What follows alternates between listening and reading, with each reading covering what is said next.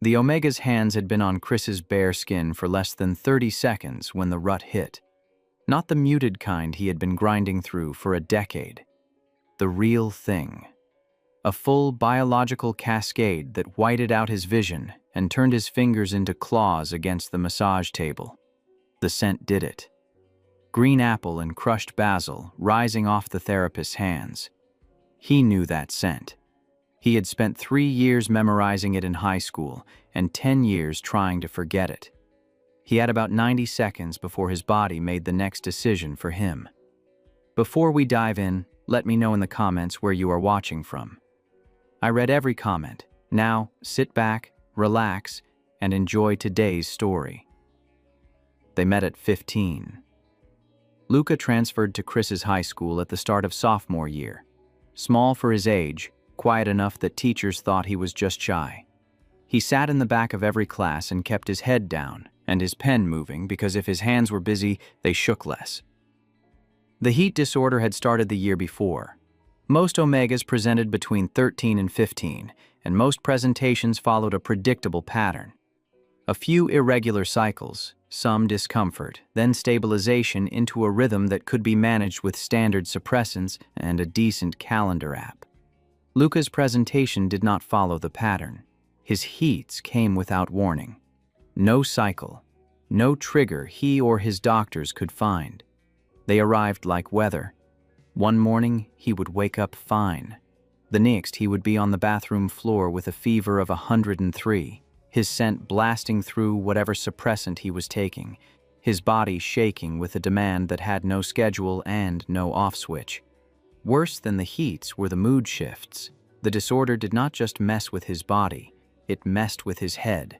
He would spend 3 days feeling invincible, sharp, funny, present, like the best version of himself, and then plummet into a low so deep he could not get out of bed. The lows lasted longer than the highs. They came with a voice in his head that told him he was broken, that his body was defective, that anyone who got close to him would eventually get tired of accommodating the mess he was. He had learned by 15 to keep people at a distance. Chris made that impossible. Chris was not the loudest alpha in school, not the biggest or the most popular, but he watched people. He noticed that Luca sat in the same seat every day but changed the angle of his desk depending on how many people were in the room. He noticed that Luca ate lunch alone but always picked a spot near a window, like he needed the option of looking somewhere else. He noticed that Luca's absences followed no pattern and that when he came back from them he moved more carefully, like a person recovering from something he did not want to explain. Chris sat next to him in chemistry class one Tuesday in October and said, "You look like you need better lab partners." Luca looked at him. Chris looked back. His scent was there but restrained, the way it always was, burnt cedar and cold salt air, controlled to a degree unusual for a 15-year-old alpha. Most alphas that age were walking pheromone accidents. Chris smelled like he had already decided who he was and was not interested in performing for anyone. "I work better alone," Luca said. "Most people who say that just haven't found the right person to work with yet." That's a line. It's a fact. The assignment is on molecular bonding, and it requires 2 sets of hands. You can work alone if you want, but you'll fail, and you don't strike me as someone who likes failing. Luca studied him for a long moment. Then he moved his desk an inch closer. They were inseparable within a month. Not because they had anything in common on paper, because they fit. Chris, who had friends but no one he particularly needed, and Luca, who had no one and had convinced himself he preferred it that way. They ate lunch together. They studied together. They existed in a proximity that looked casual to everyone else and felt, to both of them, like the first thing that had ever made sense. Chris figured out the heats within the first semester, not because Luca told him, because Chris paid attention to patterns the way other people paid attention to television, and the pattern was obvious if you cared enough to track it. "You were out 3 days last week and 4 days the month before that," Chris said one afternoon, walking Luca home. "But it wasn't scheduled. You didn't know it was coming." Luca's face went white. It's just a health thing. It's a heat disorder.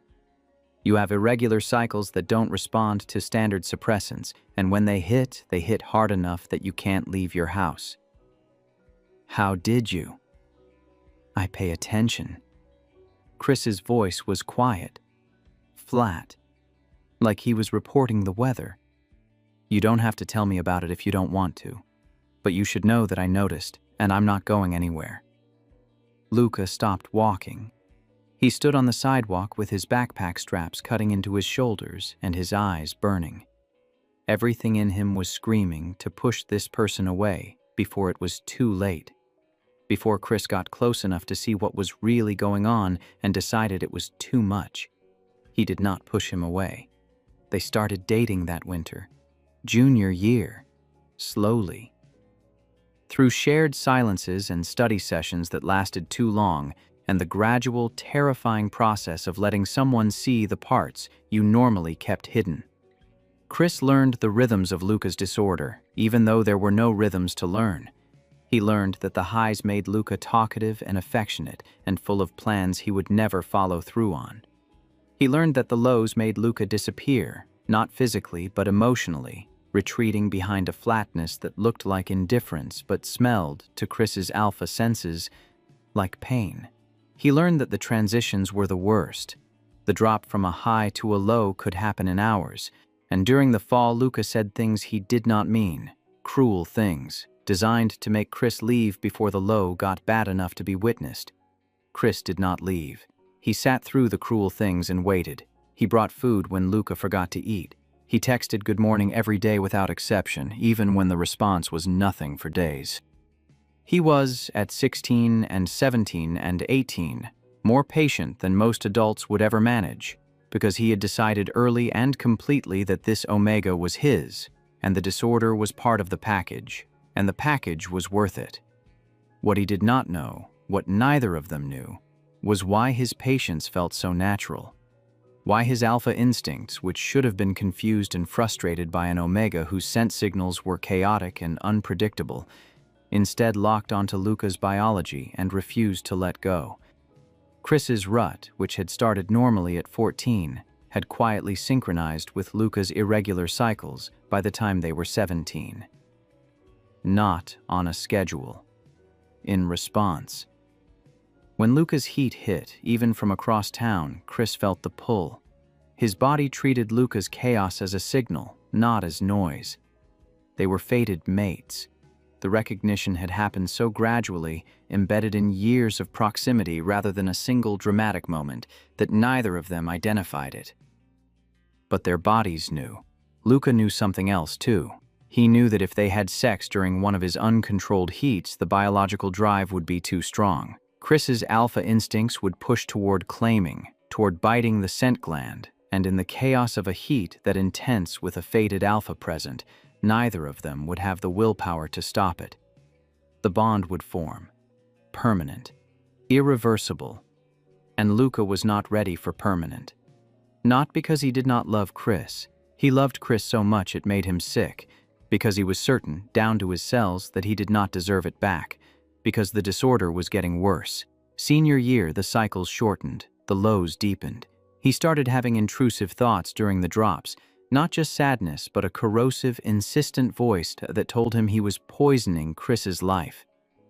That an alpha this steady, this good, this capable of building something real deserved an omega whose body worked properly. That every day Chris spent managing Luca's unpredictable biology was a day stolen from the life he should have been living. Luca did not tell Chris any of this. He told him the opposite. He told him everything was fine. He managed. He white-knuckled through the lows alone when he could and performed wellness when he could not.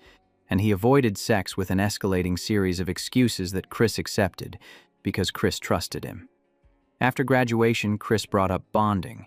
They were sitting in Chris's car in the parking lot of a diner they had been going to since junior year. It was August. Chris had been accepted to a flight training program in Phoenix. Luca had a spot at a massage therapy school in Denver.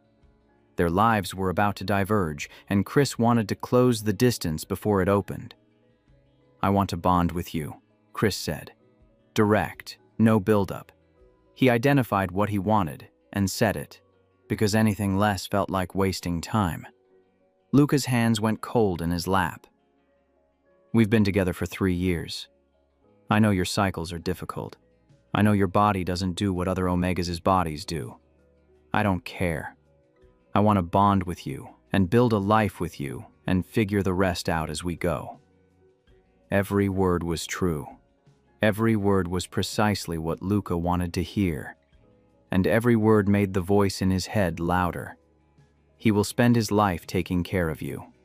He will miss flights and cancel plans and rearrange his entire existence around your broken biology, and eventually the resentment will come.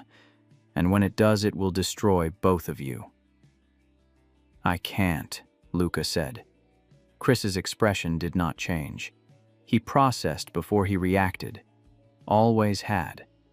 But Luca could see it happening behind his eyes, the gears turning, running through every possible explanation for why someone he had loved for 3 years was saying no to him in a parking lot. Why? Because I'm not ready. For what specifically? For this. For us.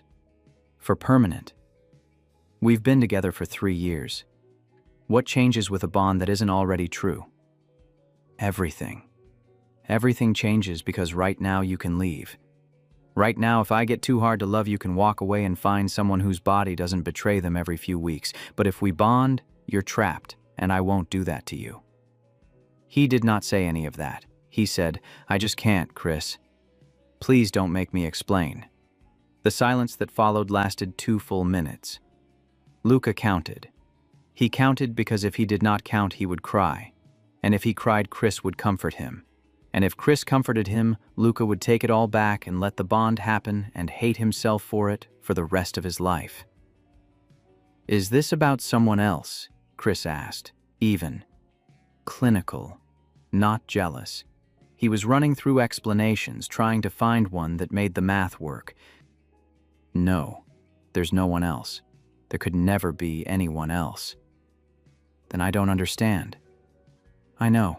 I'm sorry. Chris looked at the steering wheel for a long time. Then he started the car. I'll drive you home, he said. He drove Luca home. He walked him to the door. He did not kiss him goodbye. He stood on the porch with his hands in his pockets and his jaw set and his scent completely flat, which was worse than anger because it meant he had already decided this was over. Goodbye, Luca, he said. Not see you later. Not I'll call you. Goodbye. Luca went inside and did not come out for 4 days. When the low finally released him, Chris was already gone. Phoenix, flight school. A future that no longer included an Omega with a broken thermostat and no courage. Luca told himself it was the right decision. He told himself that for 10 years. Some days he even believed it. Chris, meanwhile, had done what Chris always did. He had taken the wreckage and turned it into fuel. Flight school in Phoenix, then a regional airline, then a major carrier within 4 years because he flew the way he did everything else, with precision and zero tolerance for error. By 25, he was on international routes.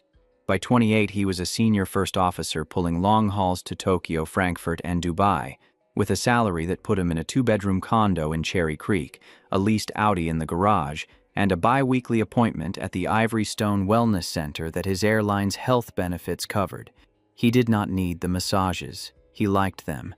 60 minutes where his phone was off and his brain was quiet and nobody needed him to make decisions. It was the closest thing to peace he had found since he was 18. He had built the life that looked, from the outside, like proof that the breakup had not touched him. The condo was clean. The car was maintained. The career was ascending. He ate well, trained 3 times a week at a gym in Lodo, and spent his layovers in hotel rooms where he read flight manuals and did not think about an Omega in a parked car saying the words that ended everything. The rut was the only thing he could not fix. His body refused to cooperate. Muted cycles, half responses. A doctor in Seattle who told him after the divorce that his endocrine system appeared to be oriented toward a single Omega, and was unlikely to fully activate for anyone else. Chris had filed that information the way he filed turbulence reports. Noted, managed, moved past. Then, a Tuesday afternoon in October blew it all apart. The massage was a disaster. Luca had been working at the Ivory Stone for 3 months. The job was good for him.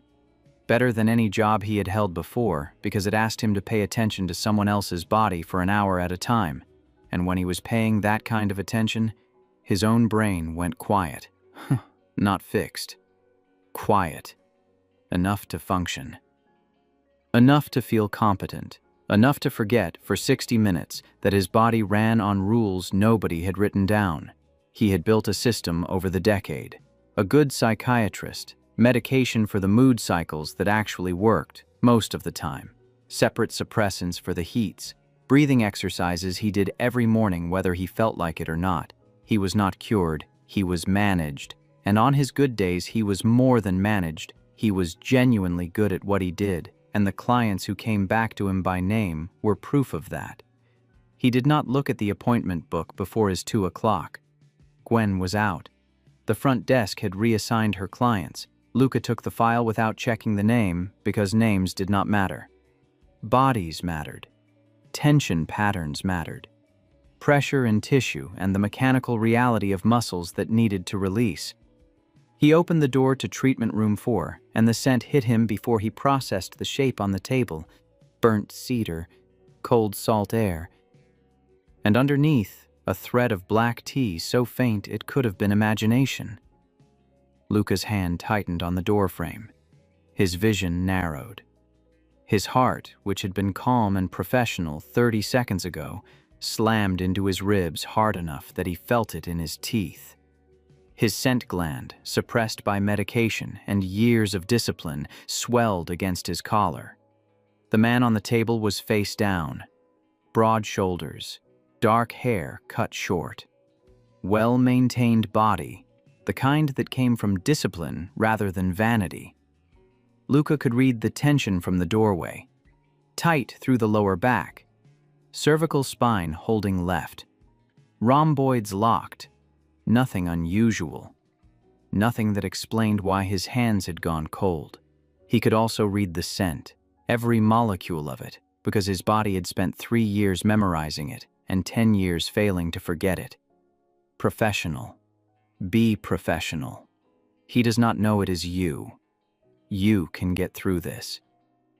He heard his own voice deliver the standard greeting, heard it come out steady and professional when the rest of him was anything but. And the body on the table went rigid. Every muscle Luca could see through the sheet contracted at once. The hands, visible below the face cradle, curled into the linen. He knows. Lower back, said the voice from the cradle. Measured. Deliberately even. The voice of someone deciding in real time to pretend nothing was wrong. And neck. Left side. He was not going to acknowledge it. He was going to lie there and pretend he did not recognize the Omega standing 3 feet away. The realization hit Luca like a slap. Chris knew exactly who was in the room, and he had chosen deliberately to say nothing. Fine. If that was how he wanted it. Luca approached the table. His hands were shaking. He pressed them together behind his back for 3 seconds, the way his therapist had taught him, grounding through pressure, then placed them on Chris's shoulders. When his palms made contact with Chris's skin, something happened. A jolt. Not pain, not heat, just a reaction that went through both of them at once and made them both flinch. Luca recovered first because he was working, and work was the only thing keeping him upright. He began the broad effleurage strokes, long, warming passes across the trapezius and down the thoracic spine. Standard opening technique. Textbook. His hands knew what to do, even if the rest of him was falling apart. Chris's body was a contradiction. The muscles were locked, guarded, resistant. The body of a man who did not want to be touched by these particular hands. But underneath the conscious resistance, Luca could feel the involuntary response. The tissue warming faster than it should. The blood flow increasing. The scent shifting. The burnt cedar was intensifying. The cold salt air was heating, losing its edge, turning into something warmer and more volatile. The black tea, which should have been undetectable under normal circumstances, was coming through so strong that Luca's fingers faltered mid-stroke. Chris was going into rut. Luca's hand stopped. He knew what he was looking at. The temperature spike under his palms, the pheromone escalation, the tremor in the paraspinal muscles that was not tension. It was a rut activating in real time. His touch had triggered it. His scent, leaking past his suppressants in response to Chris's proximity, had reached something in Chris's endocrine system that had been shut down for 10 years. And it woke up. Chris sat up abruptly. The towel slipped. He caught it, but not before Luca saw the flush climbing his chest, the dilation of his pupils, the sheen of sweat that had not been there 60 seconds ago. "I need to." Chris's voice was wrong. Thick. Strained. The pilot's control was cracking. "Excuse me." He stood. Swayed.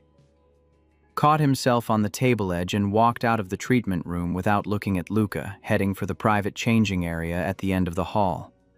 Luca stood alone in the room.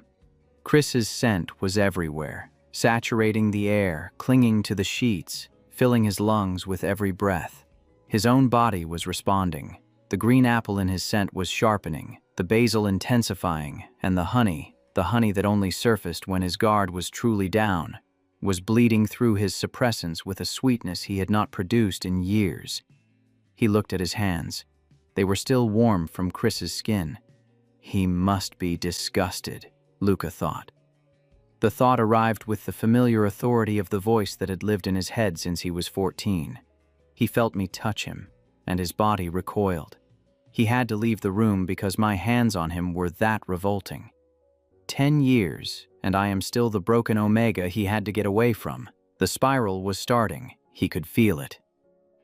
The drop. The familiar plummet from functioning to falling, and he gripped the edge of the massage table and breathed the way his therapist had taught him. 4 counts in. 7 counts hold. 8 counts out. It did not work. The voice was too loud. "You are worthless. You are defective. You drove away the only person who ever wanted you, and now you cannot even touch him without making him sick." Luca closed his eyes, opened them, made a decision that was either brave or stupid and could not tell which. He walked to the changing area. The door was closed but not locked. He knocked. "Chris, it's Luca. I wanted to Apollo." The door opened and the full force of an alpha in active rut hit him like a wall.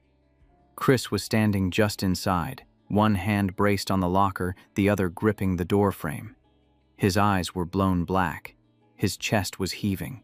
His scent was no longer controlled or subtle or professional. It was raw, uncut alpha rut pheromone, burnt cedar and salt and black tea pouring off him in waves so dense the air felt thick with it. "You need to leave," Chris said. Each word was a separate effort. His jaw was clenched so hard the tendons stood out in his neck. "Right now. I can't." Luca did not leave. He couldn't. His body, which had spent 10 years on suppressants and medication and carefully managed distance from any alpha strong enough to affect him, recognized the rut pheromones of its fated mate and blew past every pharmaceutical barrier like they were not there. The heat came fast. Faster than any cycle he had ever experienced, because this was not a random biological misfire.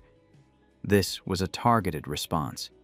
His body knew this alpha, had always known this alpha, and the decade of separation had not diminished the recognition.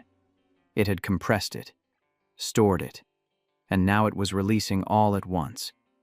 The honey in his scent erupted, sweet, thick, overwhelming.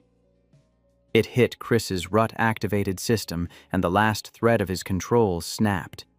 Chris's hand closed around Luca's wrist and pulled him into the changing room. The door swung shut. Luca's back hit the wall of lockers with a sound that rang through the small space, and then Chris's mouth was on his neck and his hands were on Luca's waist, and the room dissolved into scent and heat and the biological imperative that had been building between them for a decade. There was nothing gentle about it and nothing romantic. It was two bodies that had been designed for each other finally colliding after 10 years of deprivation, and the force of it left no room for thought or hesitation. Luca's hands found Chris's shoulders. Chris's teeth found Luca's neck. The bond formed at the moment of claiming, Chris's bite breaking the skin of the scent gland, and the connection that flooded through both of them was so intense that Luca's knees gave out, and Chris caught him and held him against the lockers while the bond completed itself in a rush of shared sensation that neither of them had planned, and neither of them could stop. The rut peaked. The heat crested. And in a changing room at the Ivory Stone Wellness Center at 2:47 on a Tuesday afternoon, Chris and Luca bonded. The silence afterward was catastrophic. Chris released him first, stepped back. His hands were shaking. His scent was still thick in the room, but the rut urgency was receding, leaving behind a clarity that arrived like cold water. He looked at Luca. Luca looked at him. 10 years of distance compressed into the 3 feet between them, and the bond, fresh and raw and absolutely permanent, pulsed between their chests like a second heartbeat. "I have to go," Chris said. His voice had gone clinical. He was already rebuilding the wall, resealing the wound, sorting what had just happened into a category he could manage. He got dressed and walked out without looking back. Luca slid down the locker wall and sat on the floor of the changing room with his shirt torn and his neck bleeding, and a bond mark throbbing on his scent gland that would be there for the rest of his life. He found his supervisor, said he was feeling ill, asked to go home for the rest of the day.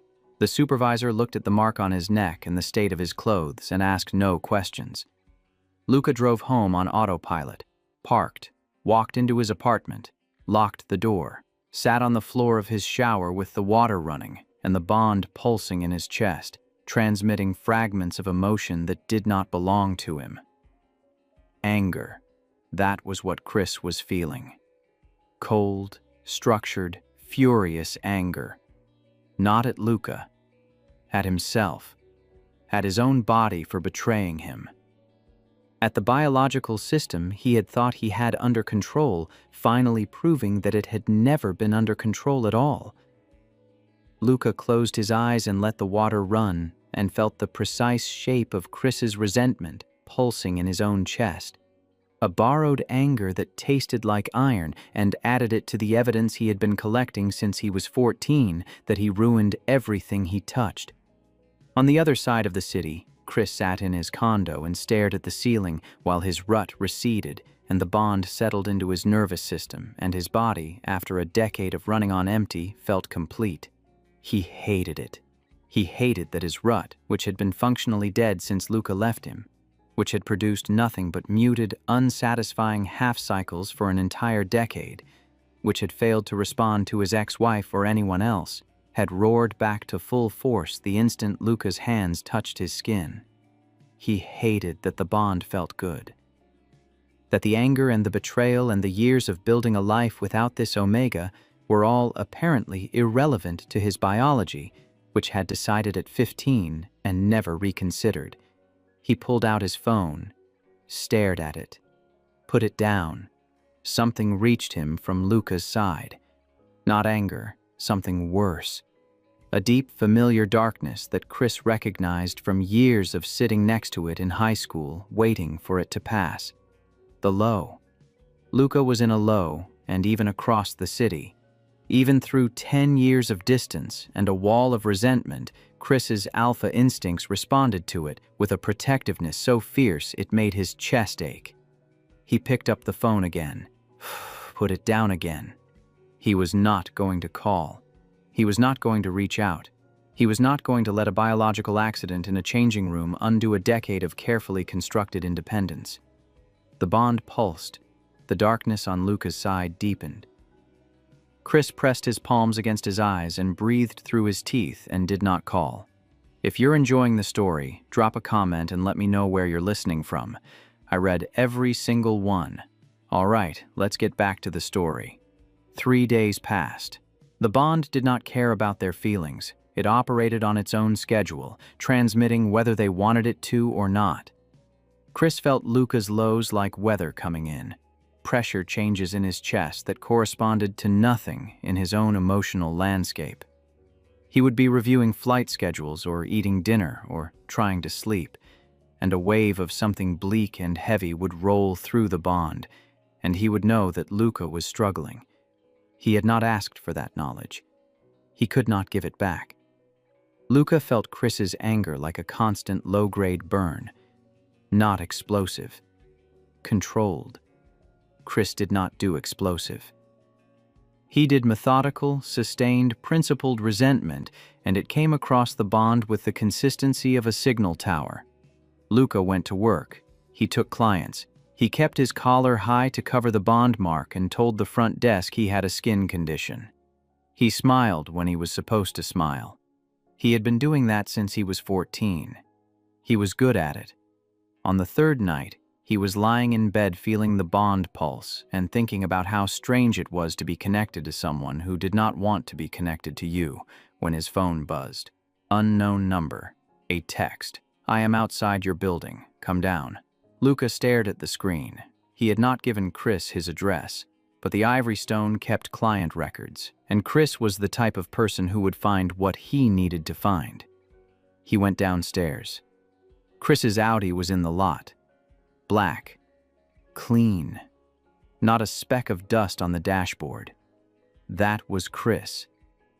If he could not control the bond or the rut or the Omega who had walked back into his life, he could at least control the car. Luca got in. The car smelled like Chris. Burnt cedar and salt and black tea, familiar and dense in the enclosed space.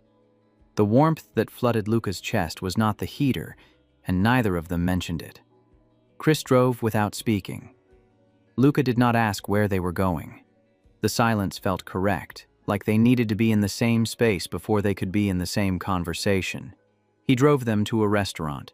Not one of the places Chris could afford now, the kind with tasting menus and wait lists, a diner off Colfax Avenue with vinyl booths and coffee that came in mugs the size of cereal bowls, the kind of place where nobody cared who you were or what was happening on your neck. They sat across from each other, ordered coffee, looked at the menus without reading them. "So," Chris said. "So," Luca said. "We bonded. We did. In a changing room at your workplace. Yes, because my rut, which has been effectively dead for 10 years, decided to reactivate the moment you touched me. That's what happened." Chris set the menu down. His face was unreadable.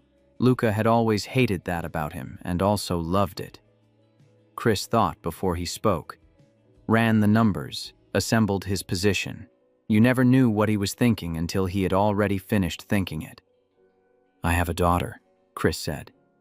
Luca's hand tightened around his coffee mug. "Her name is Lumi. She's 4. She lives with her mother in Seattle. I get her every second weekend." He paused. "I married someone I met at a university party 6 months after you ended things. We were together for 5 years. We divorced because we could never bond. She was a good person, and I couldn't give her what she needed.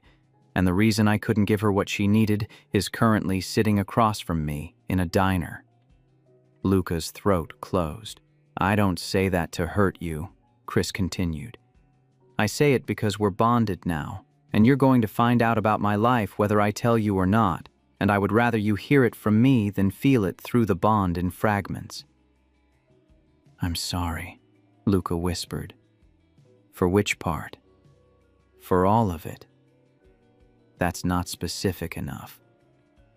Chris's voice was not cruel. It was precise. He needed data, not apologies. "I spent 10 years not understanding why you left. You said you weren't ready. You never said what you weren't ready for.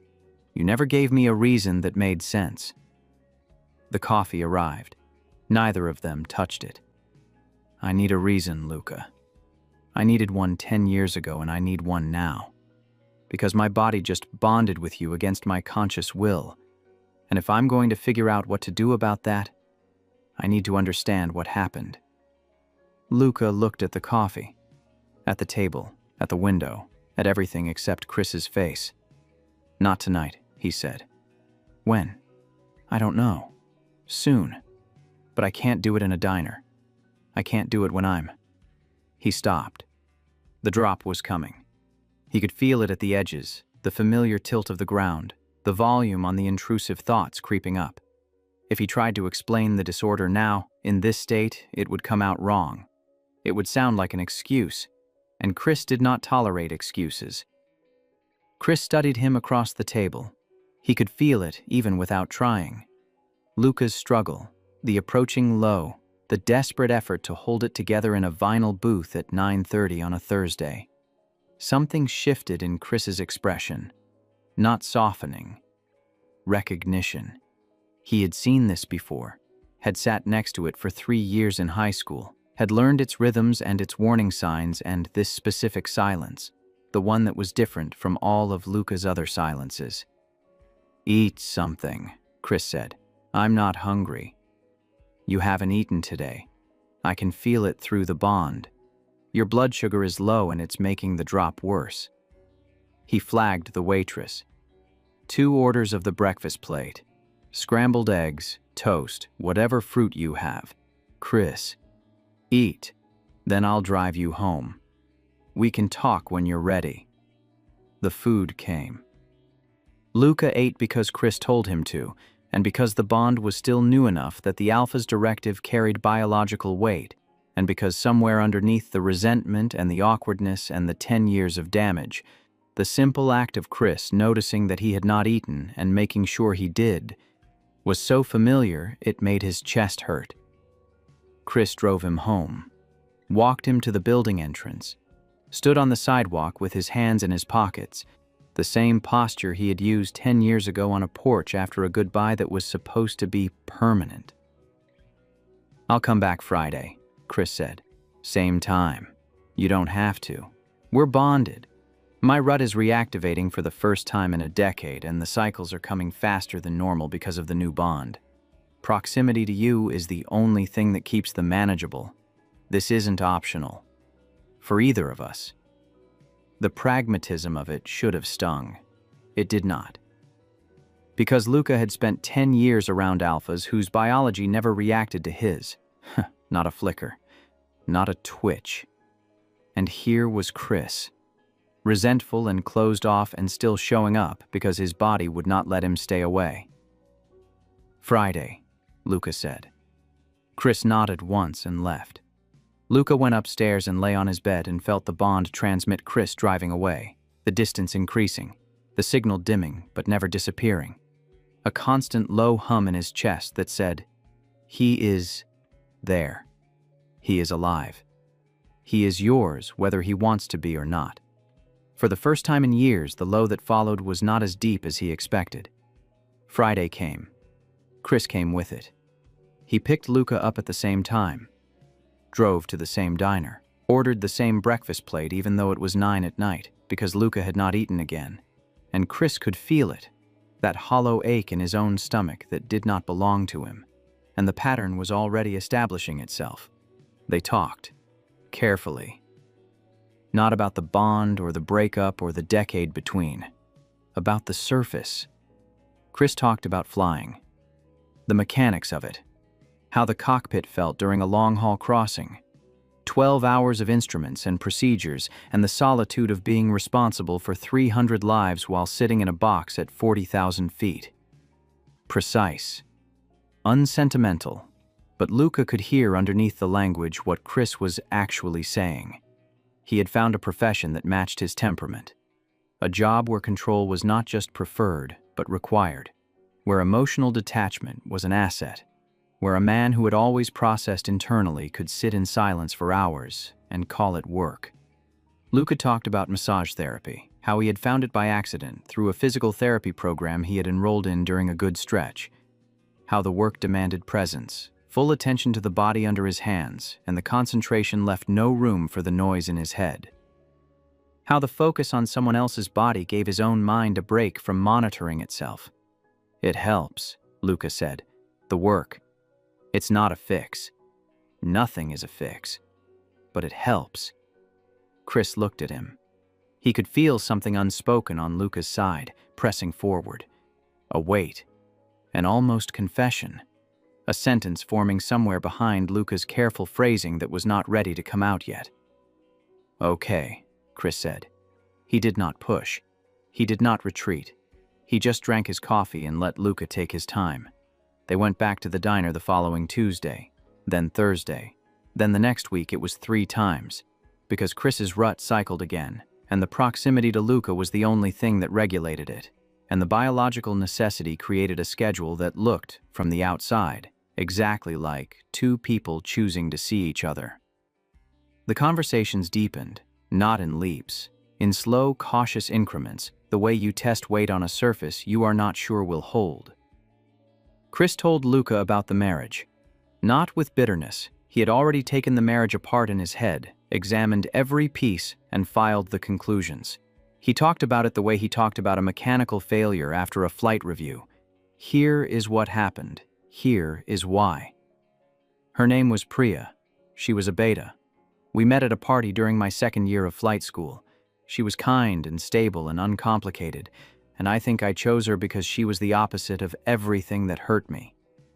Luca flinched. That's not an accusation. It's an observation. I chose someone safe because I had been hurt by someone who felt dangerous, and it was unfair to her because she spent 5 years trying to make it work with an alpha whose body had already been claimed by someone else. You couldn't bond with her? My rut never responded to her. Not once. She did everything right. She was present, willing, patient, and my body treated her like a stranger. After Lumi was born, we tried for another year. It never worked. The guilt landed on Luca's chest like a physical weight.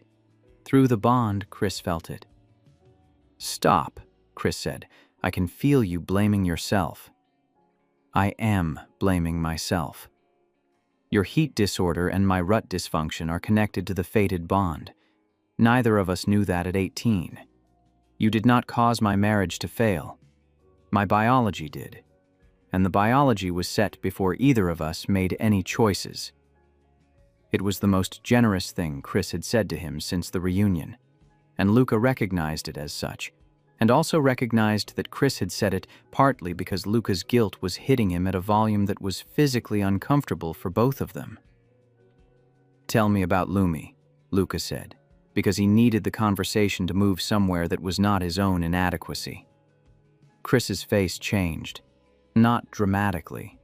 A loosening of the jaw, a softening around the eyes that was so slight most people would have missed it, but Luca was not most people.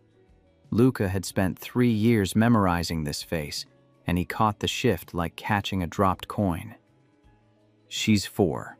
She looks like her mother, but she acts like me, which her mother finds either hilarious or terrifying depending on the day. She's obsessive about systems. She organized her stuffed animals by size at 2 and cried when I put the wrong one back in the wrong spot. She doesn't like loud noises. She loves airplanes. She sounds like you. She's better than me. She's the best thing I've ever done." Chris paused. "She's also the reason this is complicated. Whatever happens between us, Lumi is my priority. She comes first, always. I know. I need you to know it like a fact, not like a concept. I know it, Chris." Chris felt Luca's understanding land, genuine and unqualified, and something in his chest loosened a fraction. The weeks accumulated. The diner became their place. Not because it was romantic or special, but because it was neutral. Nobody there cared about the bond mark on Luca's neck or the tension between 2 men in a corner booth. The coffee was bad. The eggs were always slightly overdone. The waitress called them both Han and refilled their mugs without asking. Luca had a bad week in the 4th week.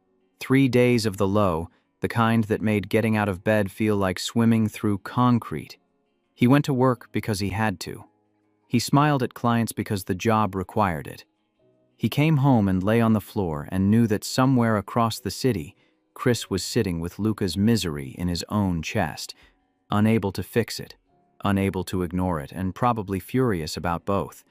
On the 2nd night, Chris texted, "Bad day, Luca typed and deleted 4 responses before sending, "Yeah." Chris sent back, "I am coming over. Do not argue." He arrived with food, not diner food, Thai, from a place on South Broadway, and the order was too specific to be random.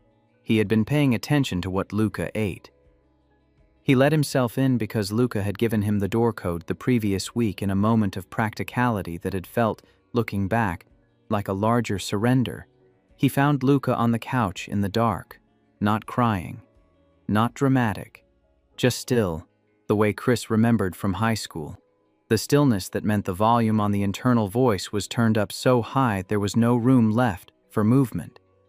Chris sat on the other end of the couch, set the food on the table, did not touch Luca, did not try to fix anything, just sat there, his scent filling the room with burnt cedar and salt, and let the bond do what it was designed to do. The proximity helped, not like medicine, like weight on the other side of a scale.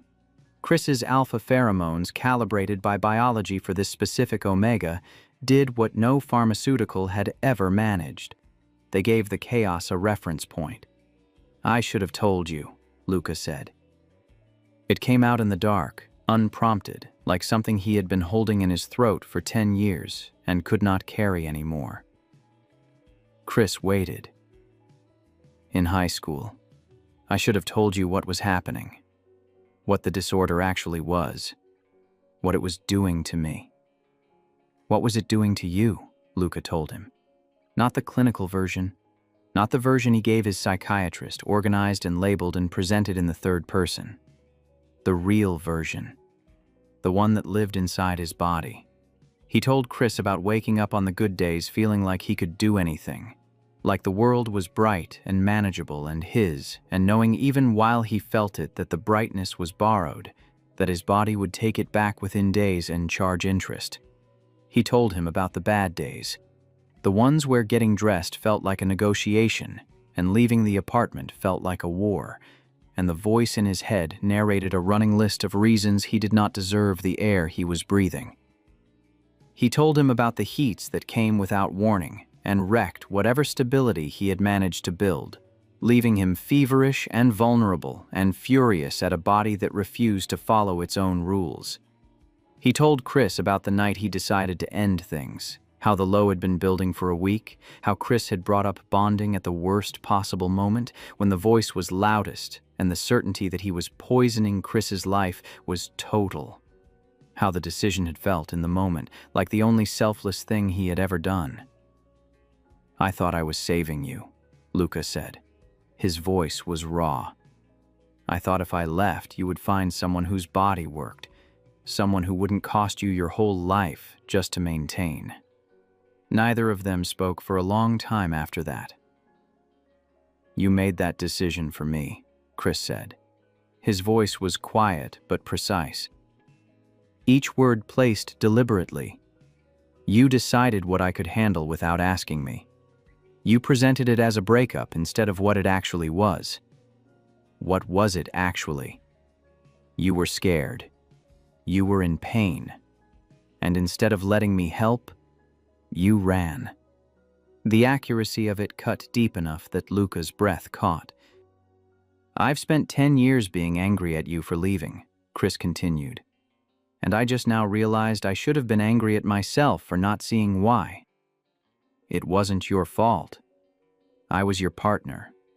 For 3 years I sat next to you through every cycle and every low, and I thought I understood what was happening. And I didn't. Not really. I knew the symptoms. I didn't know you were suffering that much. I didn't create a space where you felt safe enough to tell me the truth, and that failure is mine." "Chris, you were 18. So were you, and you carried this alone because you thought I couldn't handle it." He was looking at Luca now, and his expression was something Luca had not seen on his face in 10 years. Grief. The kind that comes from understanding something too late to change it. I could have handled it. I know that now. Do you? I do. But knowing it now doesn't undo what happened.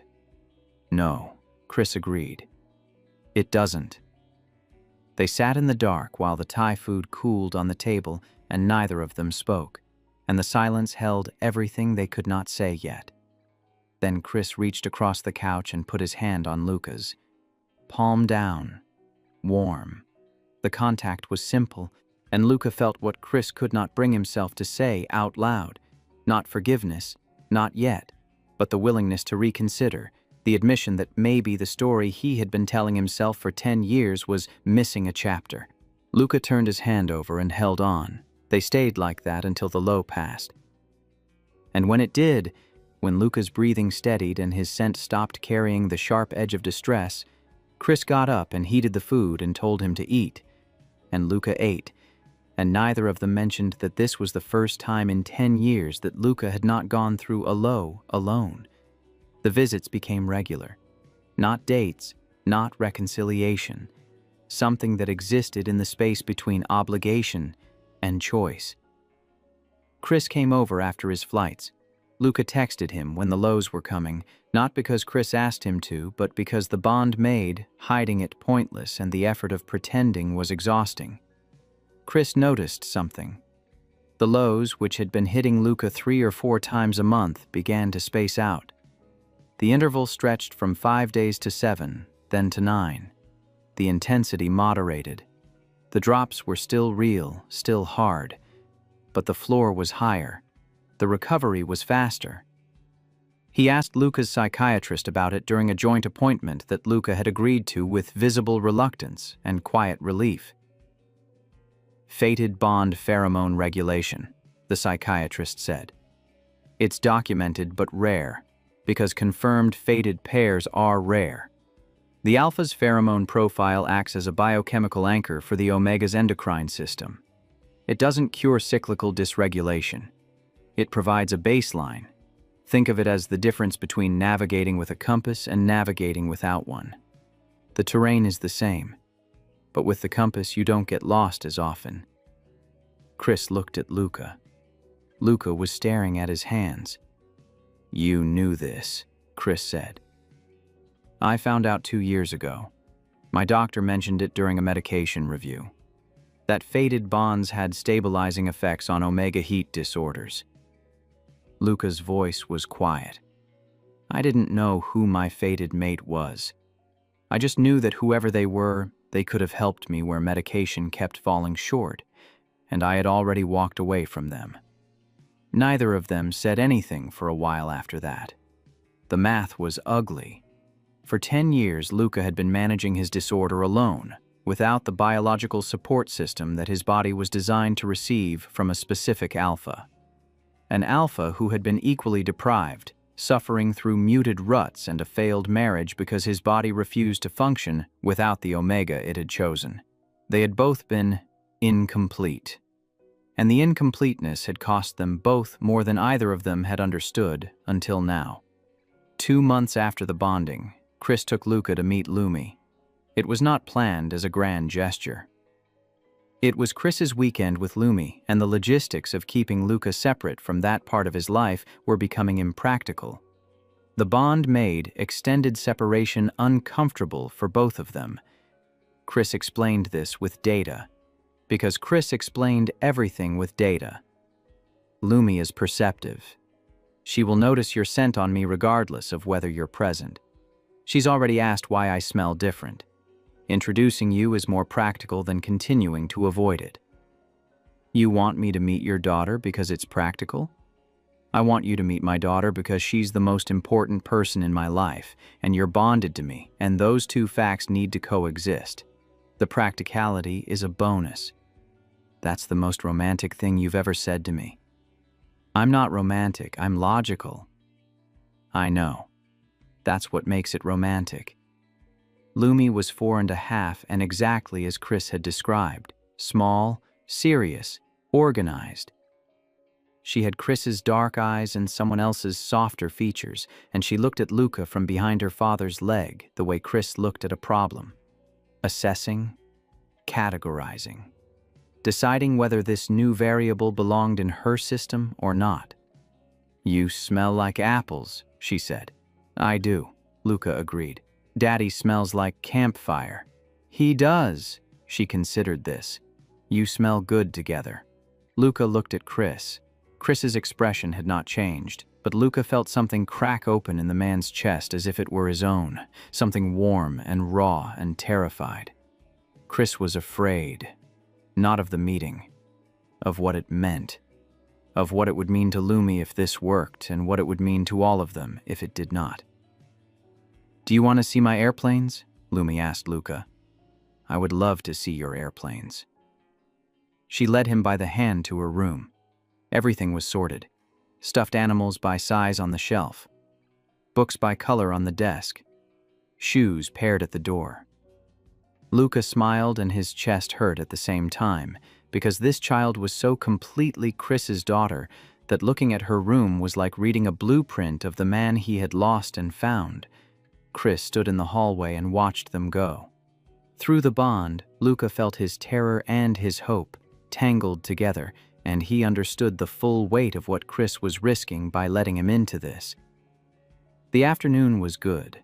Lumi showed Luca her model aircraft, arranged by wingspan. She explained the differences between each one with a vocabulary that was startling for a 4-year-old and completely unsurprising for Chris's daughter. Luca listened with genuine interest and asked questions that Lumi answered with the patient authority of a professor addressing a slow student. She likes you, Chris said that evening after Lumi was asleep in the guest room. She's incredible. She is, Chris. What? Thank you for letting me be here. Chris was quiet for a moment. Luca could feel him thinking, the way you feel a machine running behind a closed door, processing, assembling.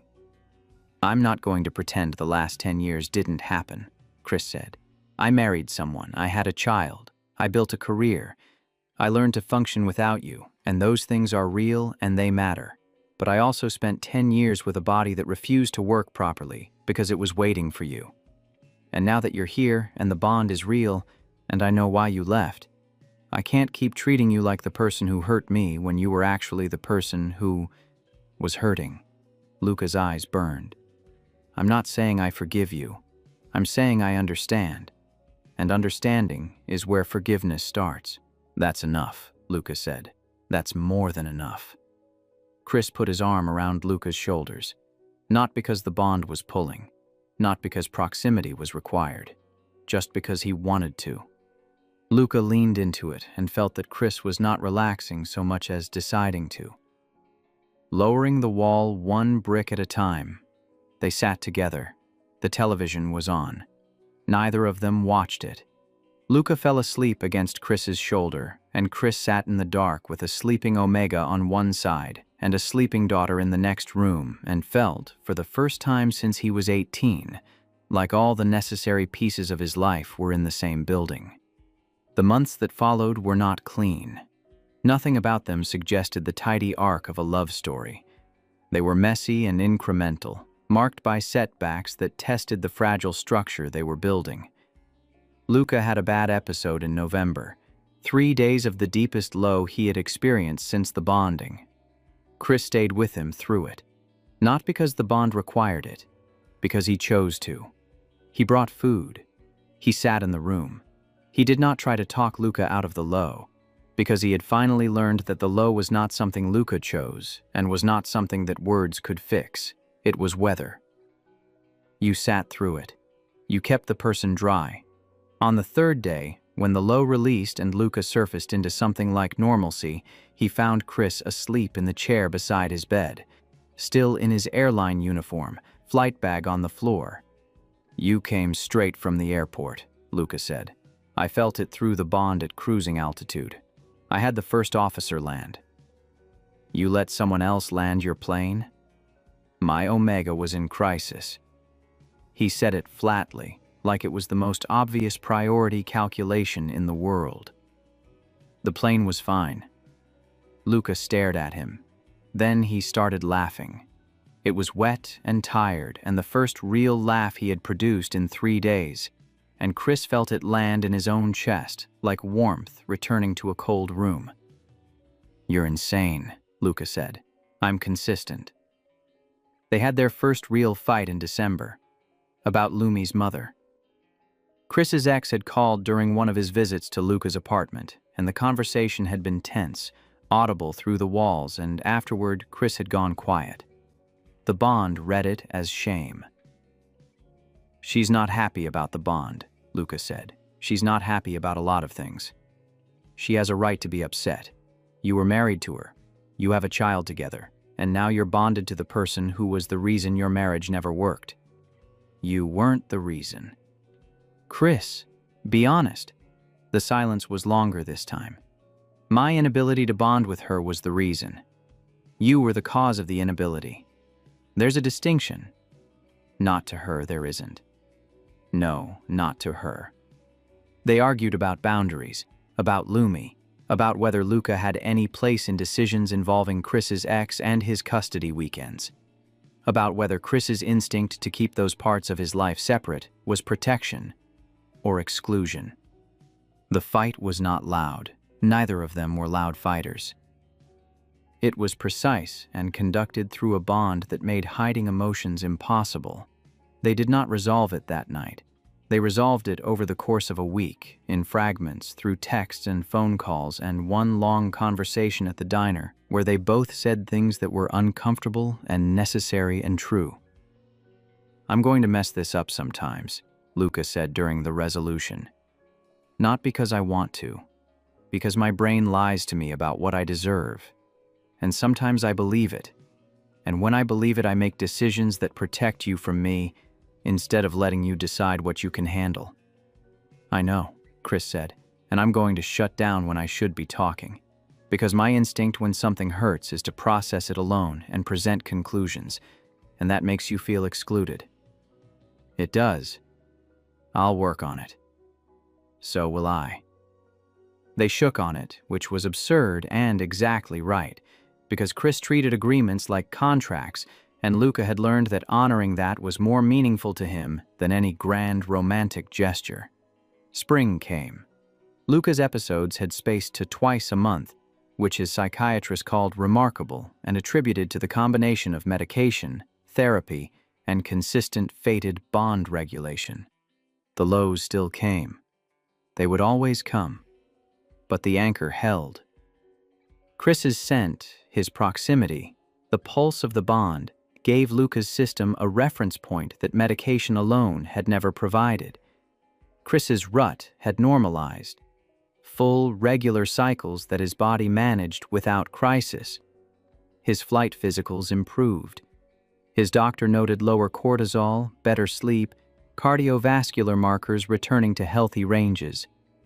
Lumi came to Denver for a weekend in April. She slept in Luca's guest room, which he had furnished with a bed the exact height she preferred and a shelf for her aircraft collection, and she told him on the second morning that his apartment smelled like home now. Luca had to leave the room so she would not see him cry. On the last night of her visit, after Lumi was asleep, Chris and Luca sat on the apartment floor with their backs against the couch and a bottle of wine neither of them was really drinking.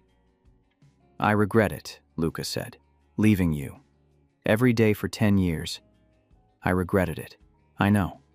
I also think it was necessary. Not the leaving. The growing up. I wasn't ready for this at 18. My disorder was unmanaged. I didn't even have a diagnosis yet.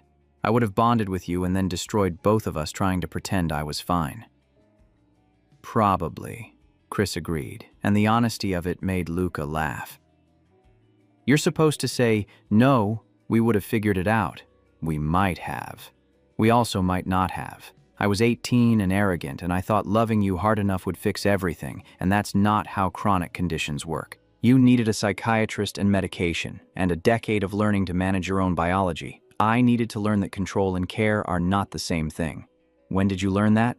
When Lumi was born, and I realized that no amount of planning could prevent a 7-pound human from doing whatever she wanted." Luca leaned his head against Chris's shoulder.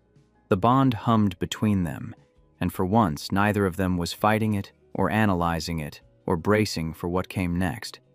They were just sitting in it. "I'm glad you have her," Luca said. "I'm glad the 10 years gave you Lumi." "So am I." and I'm glad they brought us back." Chris turned his head and pressed his mouth against Luca's hair, and Luca felt it, not through the bond. Through the quiet fact of Chris's lips in his hair and Chris's arm around his shoulders, and Chris choosing to stay. Forgiveness. Not announced. Not dramatic.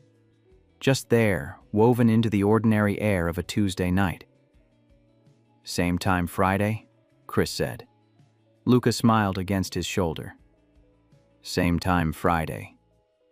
Outside the apartment window, the city did what cities do. Kept moving.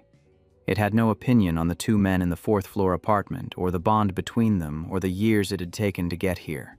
Luca's disorder did not disappear. Chris's rigidity did not dissolve. Lumi's existence made everything more complicated and more worthwhile. The custody weekends were tense. The logistics were exhausting. The lows still came, and when they came, Luca still heard the voice, and the voice still told him he was broken. But the voice was quieter now, and when it spoke, there was another voice beside it. Not louder, just closer. The low hum of a bond that said, "You are here. I am here." The hard part is done.